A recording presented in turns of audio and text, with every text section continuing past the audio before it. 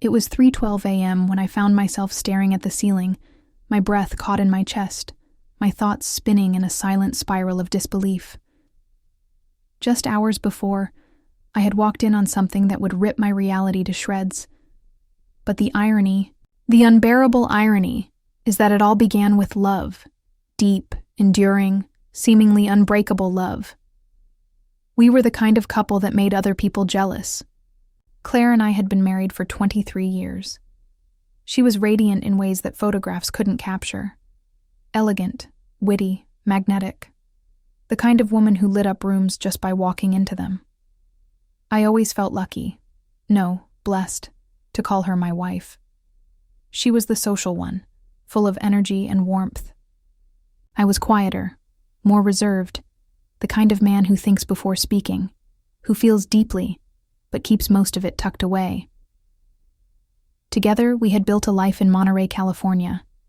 A beautiful home just minutes from the beach, 3 incredible children, and memories stretching from our spontaneous road trip through Oregon's redwoods to sunset dinners in Santorini. I'd wake up every day to the sound of waves crashing against the cliffs and her soft footsteps on the hardwood floor. We had it all, or so I thought. The truth is, if someone had asked me a few months ago what my biggest fear was, I'd have said losing more of my hearing. I've been struggling with progressive hearing loss due to a rare condition, one that forced me to retire early from my high-level role in international finance.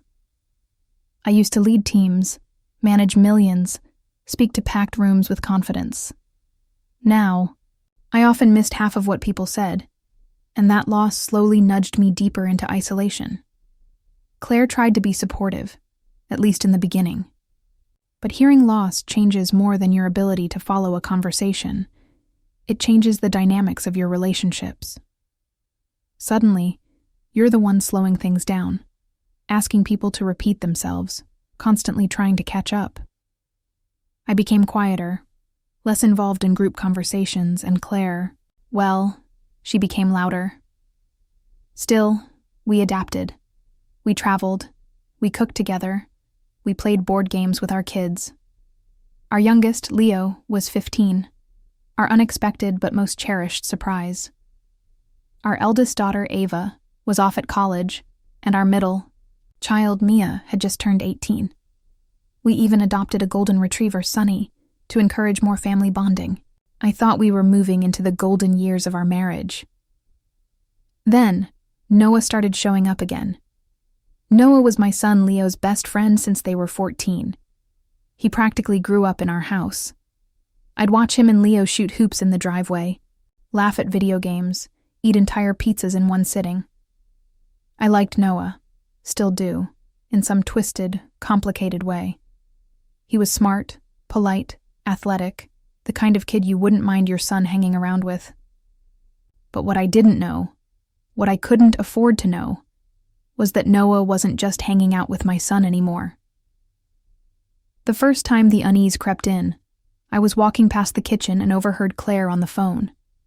Her tone was soft. Too soft. Playful.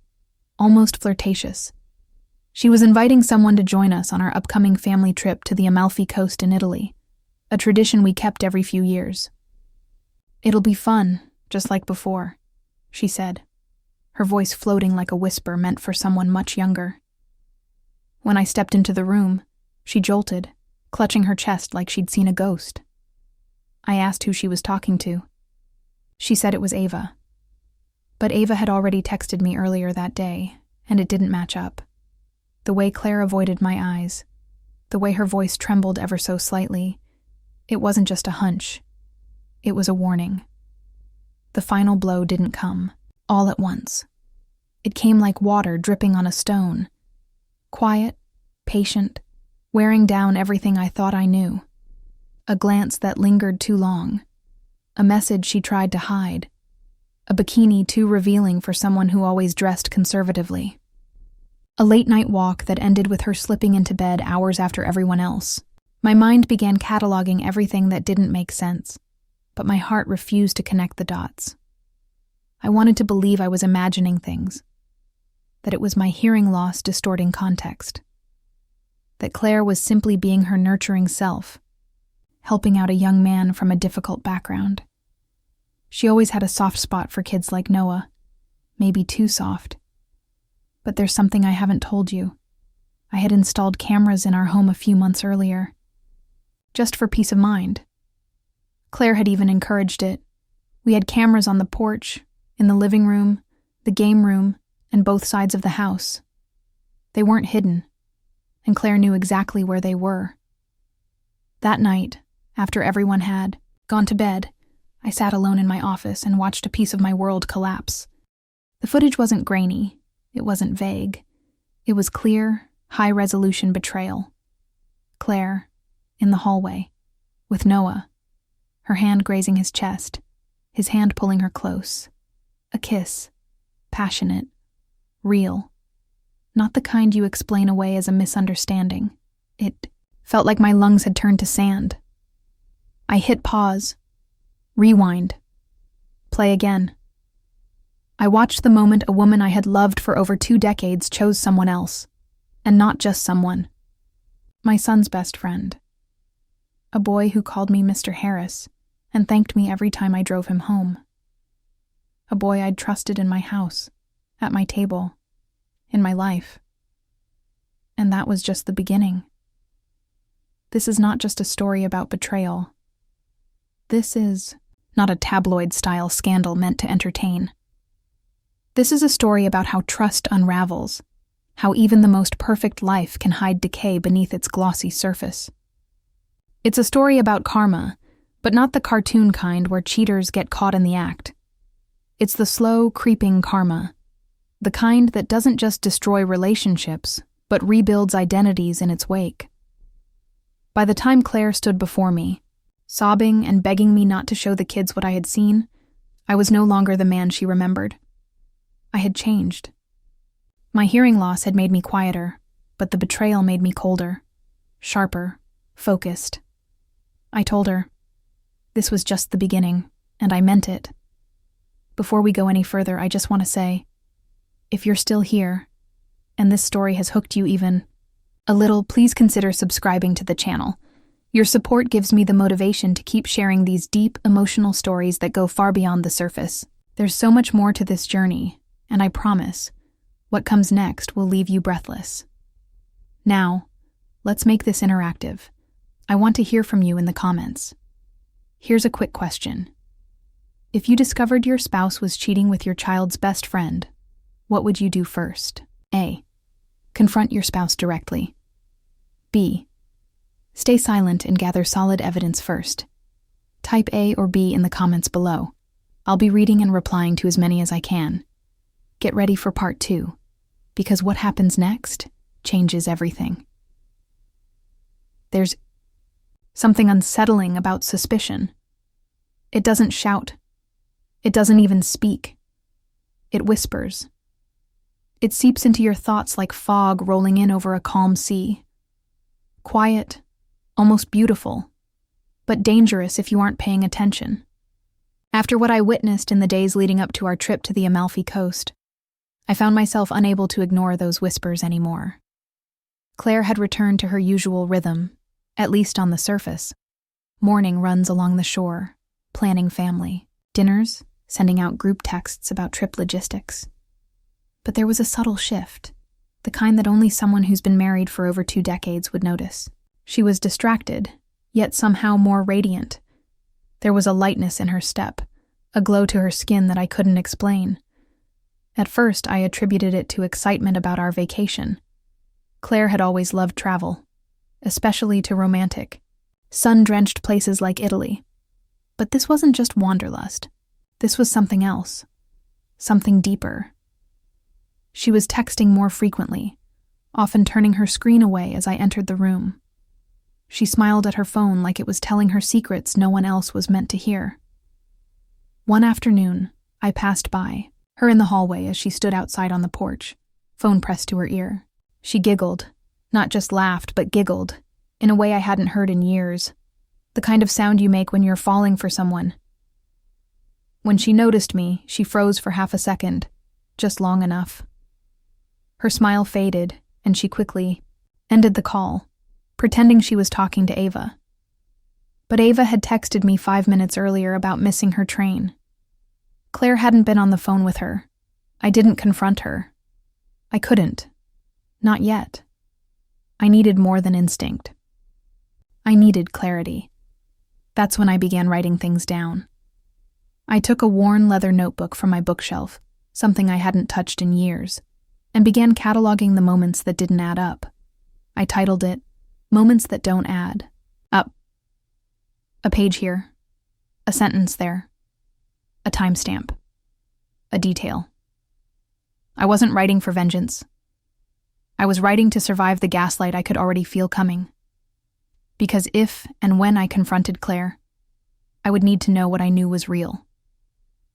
That same week, Claire came home from the store with 2 bags full of clothes and beach gear, not just for our son Leo, but for Noah as well.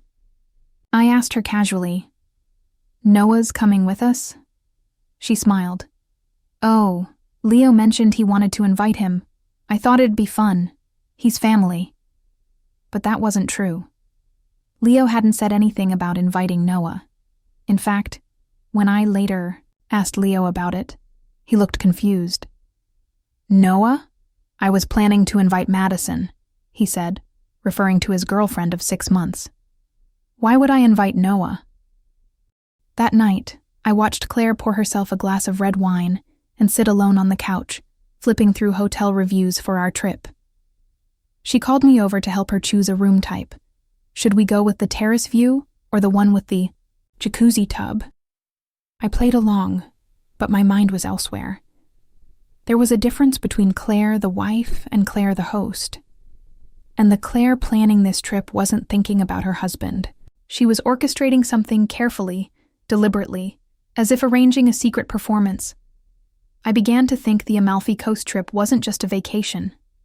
It was a stage, and Noah had been cast long before I realized the show had begun. The night before our departure, I found her suitcase unzipped on our bedroom floor. I only noticed it because I was searching for an extra phone charger. Inside, buried beneath sundresses and swimwear, was a tiny velvet pouch containing lingerie I hadn't seen before. It was delicate, black lace, barely covering anything, and certainly not something she would ever wear for one of our usual candlelit dinners. Next to it, I saw a small gift box addressed to N, just an initial. No card, no label. But I knew. My stomach turned. I sat down on the edge of the bed and held the box in my hands for a long moment, wondering what kind of man would go through his wife's suitcase. Then I reminded myself, the kind of man who had no choice. Noah arrived later that evening. I greeted him like I always had, with a smile that no longer reached my eyes. He was taller now, his features more defined, still polite and respectful. He hugged Leo, complimented Mia on her hair, and even offered to help Claire with the luggage. She beamed when she saw him. Beamed. Not smiled politely. Not greeted him like a family friend. She lit up like a flame being fed oxygen. Over the next 24 hours, I observed. I watched the way she handed him a cold drink without him asking. I watched the way her hand brushed his as they passed each other in the hallway. I watched her laugh at his jokes before he even finished telling them. I also watched Noah, how he avoided looking at me directly, how his voice dropped slightly when he spoke to Claire, how he seemed to anticipate her every move. Still, no one else seemed to notice. Leo was too busy with Madison. Mia was scrolling through Pinterest for vacation outfit ideas. Even Sunny, our golden retriever, kept bouncing between rooms with his usual carefree energy. On the morning of our departure, we all piled into the car headed for the airport. I sat in the passenger seat while Claire drove, humming along to a playlist of nostalgic songs from the early 2000s. Noah sat in the back beside Leo and Madison. I turned around once to ask Noah a question and caught him watching Claire in the rearview mirror. When he saw me, he looked away quickly. I didn't say anything.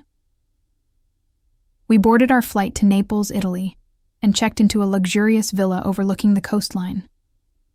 The scent of sea salt and lemon trees filled the air.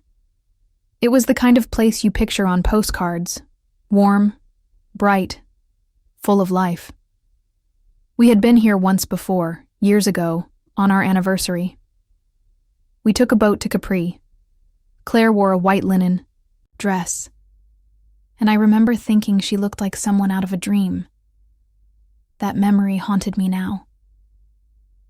Over the next few days, Claire and Noah were never far apart. They didn't do anything overt. No touching. No whispers. But they didn't need to. There was a language between them, a rhythm, a quiet intimacy that had no place between a married woman and her son's best friend. At dinners, they sat across from each other. During family outings, they always somehow ended up walking side by side. One afternoon, Claire convinced Leo and Madison to go on a paddleboarding excursion, while she stayed back at the villa to rest. I volunteered to stay behind too. She looked surprised, uncomfortable even, but smiled and said that sounded lovely. But 20 minutes later, she claimed she had a headache and wanted to nap. I knew what that meant. I waited outside the bedroom door, listening for movement. Moments later, I saw Noah walk into the villa from the back garden. He disappeared down the hall. The door clicked shut. My hands shook. I wanted to burst in. I wanted to scream. But instead, I walked down to the beach and sat in silence. My heart roaring in my chest like waves slamming into rocks. I didn't need footage. I didn't need a confession. I knew. And yet, I wasn't ready to act. What I wanted more than anything in that moment wasn't revenge. It was understanding. I wanted to know why. Why would she risk everything? Our children, our life, me. What did he give her that I couldn't? That night, we had dinner at a cliffside restaurant Claire had picked out. The view was spectacular. Candles flickered in the warm breeze. It should have been the perfect night. But she looked distracted. Her eyes flicked toward her phone every few minutes. Noah sat 2 tables away, supposedly giving us space. But the energy between them was electric. We walked back to the villa in silence. I watched her from behind, the sway of her dress, the calm of her stride, and wondered if she knew how obvious she'd become. That night, she didn't come to bed until after 2 a.m. I stayed awake, listening, waiting. The whispers in my mind were no longer whispers. They were sirens, and they were getting louder. Something was coming. Something I couldn't stop, but I could prepare. Because this time, I wouldn't just be a bystander. I would be ready. Everything was about to change, and I would be the one holding the truth when it did. The Amalfi Coast had always been a dream. Jagged cliffs cascading into sapphire blue waters, lemon trees hanging from stone balconies, the smell of salt and basil in every warm breeze. But this time, as we arrived at our rented villa nestled above the colorful town of Positano, that dream felt like a facade, one I was expected to believe while my world quietly tilted under my feet. It was our first day. The sun was high, golden, reflections bouncing off the water. The villa was everything Claire had promised. Whitewashed walls, terracotta floors, a private pool, and a panoramic view of the sea that seemed too perfect to be real.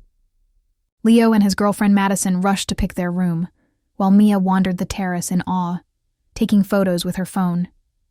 Noah trailed behind, cool and composed, his camera slung over his shoulder like a professional traveler.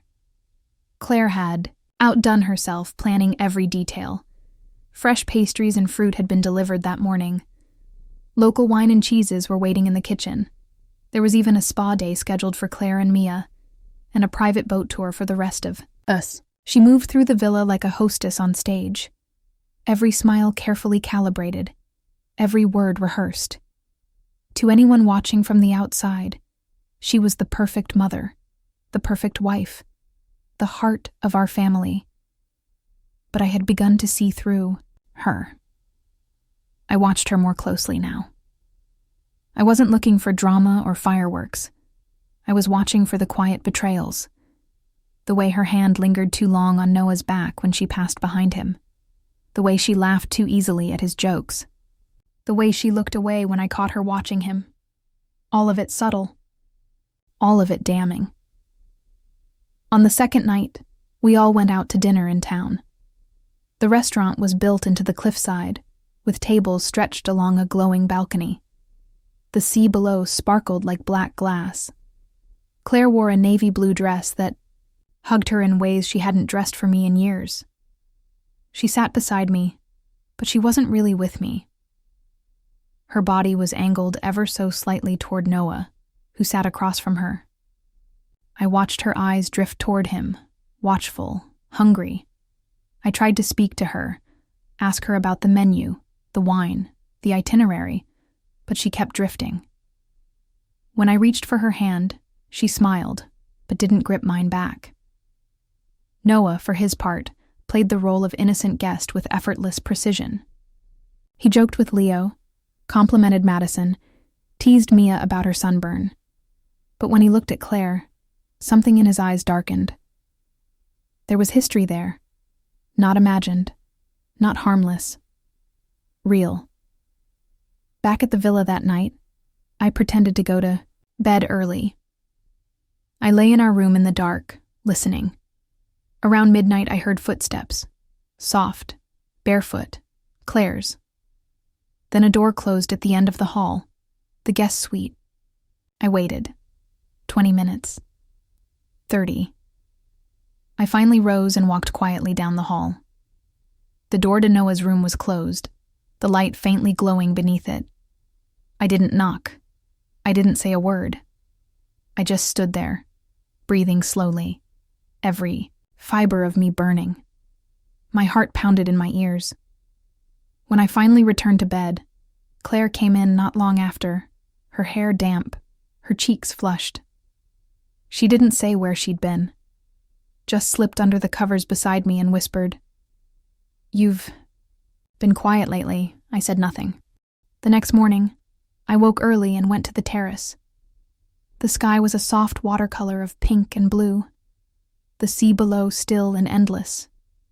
I needed peace. I needed distance. But the betrayal felt like it lived under my skin now, impossible to escape. That day was our boat tour. Claire was radiant, her hair tied up, her sunglasses oversized, a sarong wrapped around her waist. She sat beside me at the front of the boat, pointing out little islands and laughing with the kids. But I saw the way Noah looked at her when he thought no one was watching. And I saw the way she leaned slightly toward him when she passed around the wine. I was drowning in plain sight. That night, I decided to watch her. Truly watch her. I didn't confront. I didn't accuse. I became a shadow in my own life. Quietly, observing the cracks forming beneath the surface of our perfect vacation. Later in the week, we had a free night where everyone chose what they wanted to do. Mia and Madison wanted to check out a local music bar. Leo tagged along.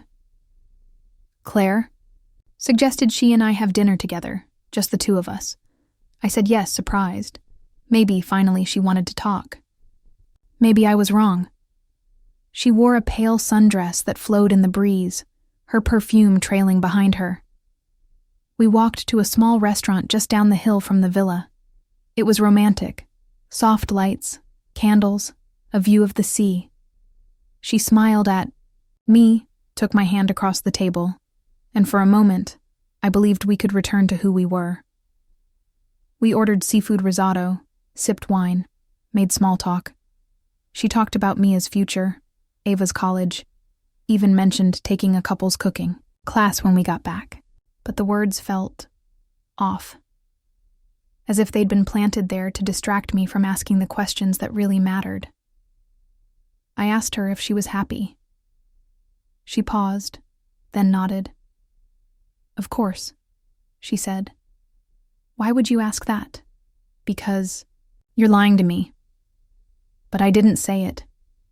I smiled, finished my wine, and walked her back to the villa. That night, I stayed up again. This time I sat on the terrace pretending to read. Around 1:30 a.m., I heard movement inside. I stood up, quietly, and walked toward the sliding doors that opened into the living room. The lights were off, but the TV was on, volume low, the flicker of the screen casting blue shadows on the walls.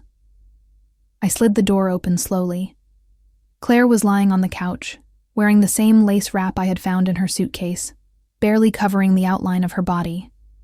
Noah was on the other couch, shirtless, a thin blanket draped over his lap. When they saw me, it was like time froze. Claire jolted upright. "Oh, hi, I couldn't sleep," she said too quickly, pulling the fabric tighter around herself. Noah mumbled something about watching a movie. I didn't move. I didn't speak. I simply looked at them, one by one, and turned to walk back down the hall. Claire followed. "It's not what it looked like," she whispered. I stopped in our doorway and turned toward her. "Then tell me what it was." She didn't answer. The next day was a blur. The family laughed over breakfast. Leo and Madison planned a beach picnic. Mia talked about hiking the cliffs. Claire smiled, joked, pretended nothing had happened. She didn't look at me. Noah kept his distance that day. He barely spoke to Claire, as if he knew the curtain had been pulled too far. But the damage was done. I couldn't unsee what I had seen. I couldn't unfeel the truth pounding inside me like waves against stone. That night, I couldn't sleep. I lay in bed, watching Claire as she breathed beside me. I remembered the first time I told her I loved her. It was raining in New York. She was wearing my coat, laughing at something I'd said. I had meant every word. I had loved her with a purity I didn't think I was capable of. And now, lying beside her, I felt nothing but betrayal. The vacation was almost over. 2 more days. 2 more days of pretending. 2 more days of wondering how long this had been going on. 2 more days of watching my family laugh around the woman who had brought this house of cards to the brink of collapse. I made a decision. When we returned home, I would stop wondering. I would find proof. I would find the truth. And when I did, I would make sure karma didn't miss its mark.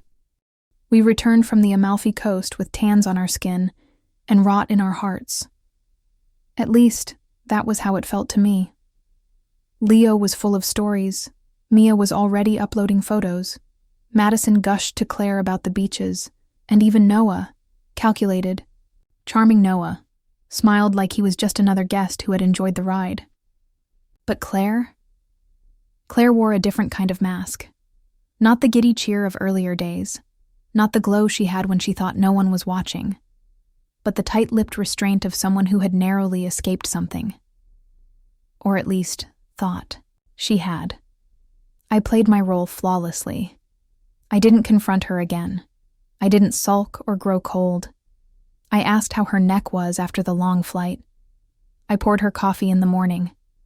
I even complimented the photographs she framed from the trip. In her eyes, I had folded. I had accepted. She thought the storm had passed. But she was wrong. The truth had simply gone underground, waiting for the right moment to surface. And this time, it would leave no room for denial. The moment we stepped back into our home in Monterey, I felt the weight of the familiar walls around me, not as a comfort, but as a silent witness to what had unfolded behind them. Claire disappeared into our room to unpack. The kids scattered, laughing, arguing about what to order for dinner. I excused myself, saying I needed rest. I told Claire I'd forgotten a prescription I left in Italy and needed something similar from the pharmacy. She offered to go. I agreed. And when she left, I acted. I had installed the cameras a year earlier, mainly for security and because I had grown wary of the subtle dissonances in our life. There were 8 in total: front porch, backyard, both sides of the house, the living room, kitchen, game room, and home office. I had them set to record whenever motion was detected and save footage for 30 days. Claire knew about them. She'd even praised me for being so thorough, so protective. Ironic, in hindsight. I retrieved the hard drive, backed up the footage from the week leading up to our trip, especially the nights Noah had stayed over before we flew to Italy. The download took nearly an hour, and I watched the percentage tick up like a heartbeat. I half expected Claire to return early, to walk in and see me standing there downloading her secrets, but she didn't. When she came back, I was already sitting on the couch, pretending to nap. Later that night, after everyone went to bed, I slipped into my study, locked the door, and opened the footage. I wasn't prepared for what I saw. Our first recording showed Claire walking into the game room at 5:30 a.m., 2 days before the trip. She wore leggings and a long sweater, hair tousled like she had just woken up, or hadn't slept at all. Noah appeared in the hallway. They stopped, facing each other. He smiled. She didn't hesitate. She leaned in. The kiss was immediate, familiar, hungry. He pulled her closer. She rested her forehead against his for a moment afterward, then giggled softly. Giggled, before turning to leave. As she did, he smacked her lightly on the backside. She looked back with a grin that haunted me. The second recording, more damning, was from the early hours of the morning before we left for Italy. Around 1:15 a.m., Claire walked down the hallway in a robe. She paused outside the guest room. The door opened. She stepped inside. She didn't emerge until 2:47 a.m. I watched that clip 4 times. Each time I hoped for a different outcome. I prayed for context, for some strange explanation. There was none. Just silence, movement, time. I sat there in the dark, the cold glow of the monitor lighting my face, and felt something leave me. Not just love, not even trust. Something older than both. Certainty. The foundation of my life had shifted, and now there was only stillness. But beneath that stillness, a cold resolve began to rise. I didn't wake Claire. I didn't confront her that night. Instead, I reached out to my attorney the next morning. He referred me to a divorce lawyer, someone seasoned, discreet, thorough. We met that same afternoon. I walked into his office with the drive in my hand. He reviewed the evidence carefully, then looked at me and said, "This is more than enough." He laid out the process, the financial implications, the custody arrangements, should I wish to proceed. He warned me it would not be painless. Claire and I were tied together not just by children, but by accounts, assets, decades of shared ownership. The cost would be substantial, but the cost of staying, of swallowing this betrayal, would be far worse. Still, I wasn't looking to destroy Claire. I wasn't interested in scorched earth tactics. I wanted one thing: truth and control. That evening, with the house quiet and the kids out visiting friends, I edited the footage. I didn't need the full hours of context. I trimmed it to a few key moments: the kiss, the slap, the long disappearance into Noah's room. I set the file on my laptop, and then I called Claire into the office. She entered casually, a glass of wine in hand. "Everything okay?" she asked. I didn't answer. I turned the screen toward her and pressed play. She watched in silence. Her face didn't crumple. It collapsed, as if the structure of who she was, or at least who she pretended to be, no longer had any scaffolding to support it. Halfway through the footage, she set the wine down. By the end, her hands were covering her mouth, and her shoulders shook as she began to sob. I said nothing. When the video ended, I closed the laptop and looked at her. "How long?" I asked. She didn't answer. I leaned in. "How long?" She sank to her knees. Her voice was nearly inaudible. "A few years." "Years?" She nodded. "It started before he went to college. I thought it was over. I didn't mean for it to what?" I said, my voice hardening. "To come on a family vacation? To sleep under the same roof as your husband and children while sneaking into a guest bedroom?" She covered her face again, sobbing harder now. Please don't tell the kids." And there it was, what she cared about most. Not the marriage. Not me. The image. I let the silence hang between us before I finally said, "You will accept every condition I give you. You will take what alimony I offer. You will not contest anything. In return, we'll tell the kids it was irreconcilable. Differences. Nothing more." She looked up, eyes red. "You'd do that for me?" "No," I said. "I'm doing it for them." We told the kids 2 days later. We sat them down in the living room and explained we had grown apart, that it was time. Claire played her part, cried softly, talked about how hard it had been, how we both still loved them dearly. Leo asked if we could fix it. Mia didn't say much. Madison looked heartbroken for them both. What none of them knew was the war waging behind the curtain, that their mother had betrayed the core of this family in a way that had no return, that I had footage sitting on a locked drive upstairs that would burn through their image of her like wildfire. I didn't show them. Not yet. Because karma isn't just about punishment. Sometimes it's about balance.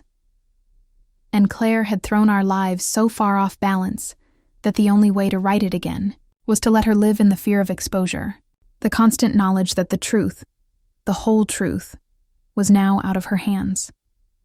She avoided Noah after that. I made sure of it. I told her if I ever saw them in the same room again, the video would go directly to our kids, to Leo. And that, I knew, would be her undoing. She nodded through tears, whispering, "You'll never have to see him again." And for once, I believed her. But karma had more work to do, and it was only just beginning. In the weeks that followed our return from the Amalfi Coast and the unraveling of my marriage, I discovered that silence can be both sanctuary and punishment. Our house, once filled with laughter and family chatter, had transformed into something quieter, heavier. Claire and I passed each other like strangers, offering only small nods or tight-lipped greetings, the kind people exchange in waiting rooms or on elevators. But under every glance, every avoided conversation, there pulsed the memory of betrayal and the looming weight of a secret not yet told. We had told the children that we were separating because we had grown apart. They believed us, because that's what children do when their world is cracking. They cling to the nearest lie that doesn't hurt. But lies are like leaky faucets. They drip, slowly, until the sink overflows. And I could feel that overflow approaching. Claire grew increasingly withdrawn. The woman who once thrived in social circles, who always had a calendar packed with plans, began retreating into herself. She no longer attended her regular yoga classes or wine nights with her friends. Instead, she stayed locked in the guest room, emerging only for brief meals or muted conversations with the kids. Her eyes had changed too, no longer bright, but glassy, dulled with shame or something darker. Leo was the first to notice. He knocked on my door one evening, asking if Claire was okay. "She's not really talking," he said. "She just stays, in her room." I tried asking her what happened between you two, but she wouldn't say. I wanted to tell him. I wanted to rage, to show him the footage, to release the pain I had carried alone. But I looked into my son's eyes, barely 18, caught between boyhood and manhood, and I saw his love for his mother, untainted, undisturbed. I couldn't destroy that, not yet. So I told him what I had told myself. She's going through something. Let her have space. In time, maybe she'll talk. I didn't lie to her. You're right, I said. Something happened, but I'm not ready to talk about it yet. Was it someone else? She asked, her voice barely audible. I hesitated. She looked at me with the calm clarity only daughters seem to have. Was it someone you knew? I nodded once. Mia didn't cry. She just sat still for a moment, then placed her hand over mine. I'm here when you're ready. That was the moment I realized something vital. No matter how much, I wanted to protect my kids from the ugliness. They had already sensed it. They were old enough to feel the fault lines, and I owed them more than silence. The next evening, after dinner, I asked Claire to join me on the porch. She looked gaunt, eyes ringed with exhaustion, as if she hadn't slept in days. I think it's time, I said. They need to hear it from you. She paled, swallowing hard. You said you wouldn't. I said I wouldn't show them the footage. I haven't. But they know something's wrong. They deserve honesty. Or at least, your version of it. Claire stood there for a long moment, her face drawn tight, and then she nodded. Okay, I'll tell them. We gathered Leo and Mia in the living room. Claire sat on the arm of the couch, wringing her hands, her voice cracking as she began. I made a terrible mistake, she said. It wasn't your father's fault. It wasn't a mutual decision. It was me. I was unfaithful. There was a long, suffocating silence. Leo stood up so fast his chair scraped the floor. Who? Claire hesitated. She looked at me. I didn't move. She finally whispered, Noah. The air left the room. Leo let out a guttural noise, part scream, part sob, and stormed out, slamming the door behind him. Mia sat frozen, her mouth slightly open, eyes wide. Noah, she repeated, as if saying his name might somehow undo the truth of it. Claire broke down. She apologized through sobs, begged them to understand, said it was a mistake, that she never meant for it to happen, that she loved them, loved me, had lost control of herself. But nothing she said could erase what she'd just confessed. Not to them. Not to herself. Over the next few days, everything fractured further. Leo refused to come home. He stayed with Madison and blocked Claire's number. Mia avoided both of us, keeping to herself, barely speaking. I tried to hold the household together, but it was like trying to stitch up a sail while the storm was still tearing through it. Claire spent most days locked in the guest room again. I heard her cry through the door sometimes. Other times I heard nothing at all. Then, one morning, Mia came to me in tears. Mom won't come out of her room, she said. I've been knocking for over an hour. She's not answering. We forced the door open. Claire was lying under the blankets, pale, still. A glass of water and an empty bottle of sleeping pills sat on the nightstand. The ambulance came quickly, but it was already too late. The medical team confirmed what I already feared. She had passed sometime during the night.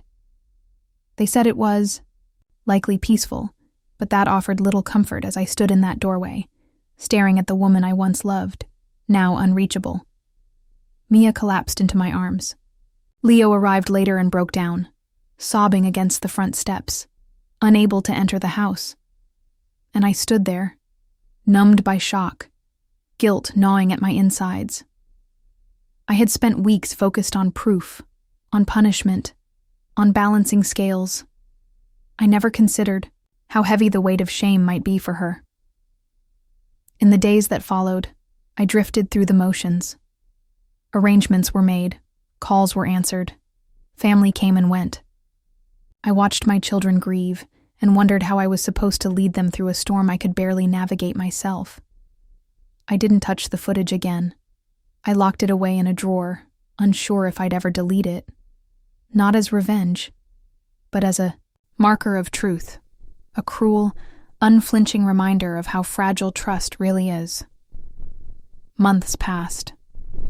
The house remained quiet, but life somehow continued. Mia returned to school. Leo started therapy. Madison came by often, trying to hold us together with baked goods and soft smiles. I started hiking in the mornings, long walks through the foggy trails near Big Sur. It was there I began to write again, not in the notebook of moments that don't add up, but in a new one. I called it, "This is not the end." It wasn't, because pain, for all its devastation, also makes space for growth, for reflection, for rebuilding. I don't hate Claire, not anymore. Her betrayal shattered something sacred, yes, but it also forced me to look inward, to see where I had failed to listen, to nurture, to connect. We are never just victims in these stories. We are participants. We are human. 1 year after Claire's death, I returned to the Amalfi Coast. Alone. I walked the same streets we had walked, sat on the same terrace overlooking the sea. And there, under a sky turning gold with dusk, I took off my wedding ring and dropped it into the ocean. Not as an act of anger, but as a goodbye. Not just to her, but to the version of myself that had stayed silent for too long.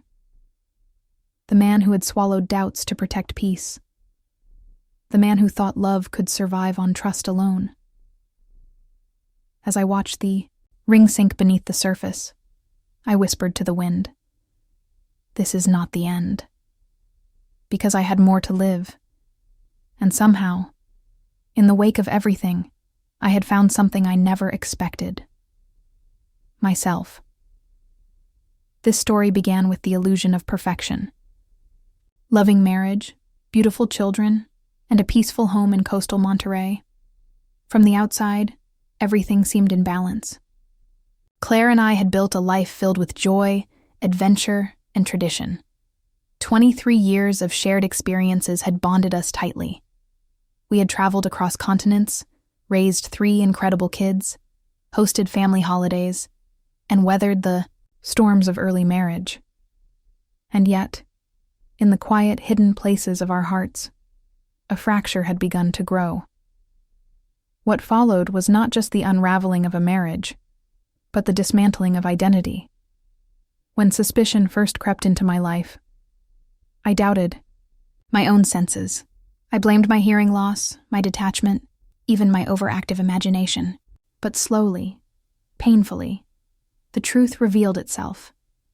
Not with fireworks, but in whispered words, late-night glances, and ultimately, the cold, hard evidence of betrayal caught on camera. Claire's affair with Noah, my son's best friend, wasn't just a betrayal of love. It was a betrayal of trust, of motherhood, of the sacred boundary that holds families together. The emotional damage spread far beyond me. It reached into the hearts of our children. It shook our foundations. And it led Claire down a dark road of shame and despair that none of us were prepared for.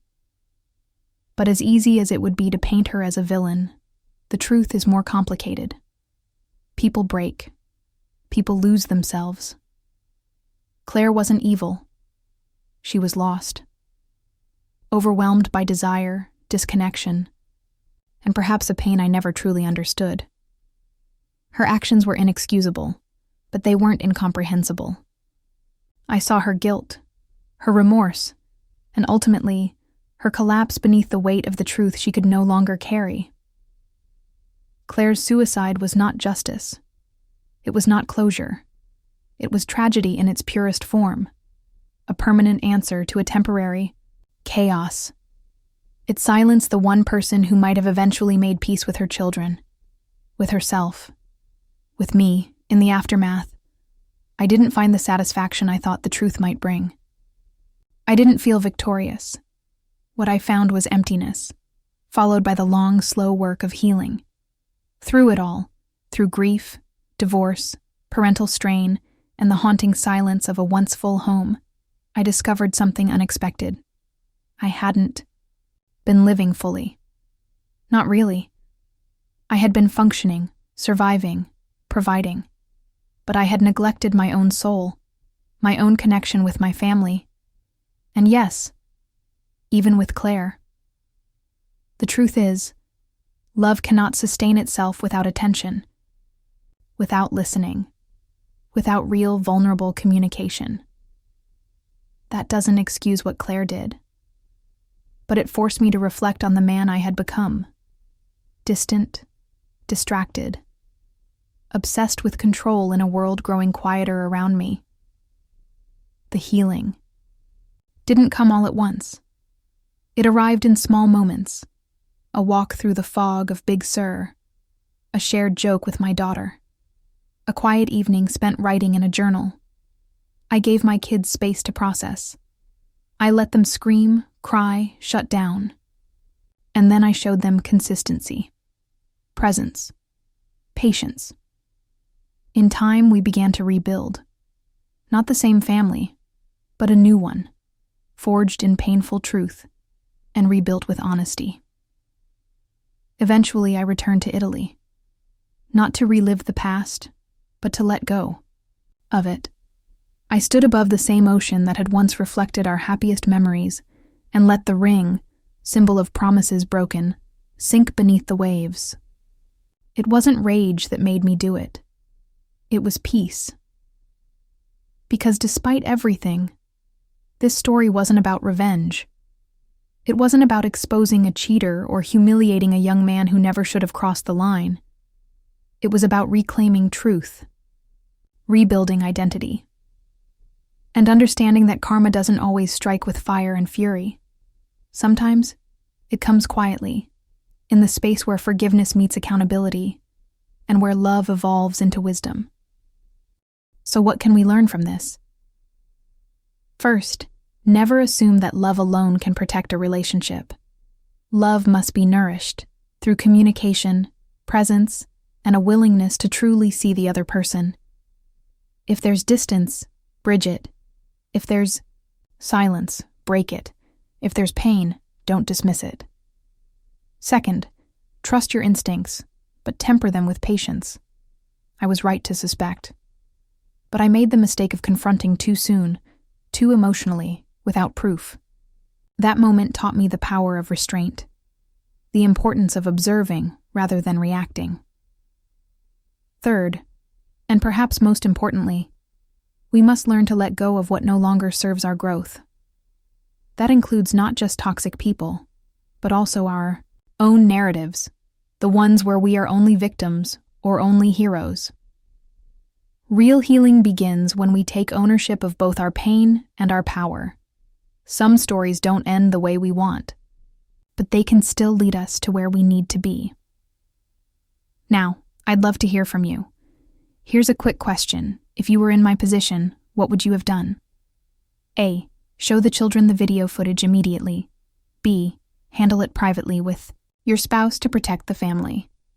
Comment your answer below with A or B and tell me why. Your perspective matters more than you know, and I'd love to hear what you would have done in my shoes. Also, what do you think about this story? Was there a moment that hit close to home for you? How would you have handled it differently? Drop your thoughts in the comments so others in our community can learn from your wisdom. And if this story resonated with you, even a little, please subscribe to the channel. Your support keeps us going, and there are many more powerful, real, emotional stories on the way. The next one might just change the way you see love, trust, and truth. Until then, take care of your heart. And remember, this is not the end.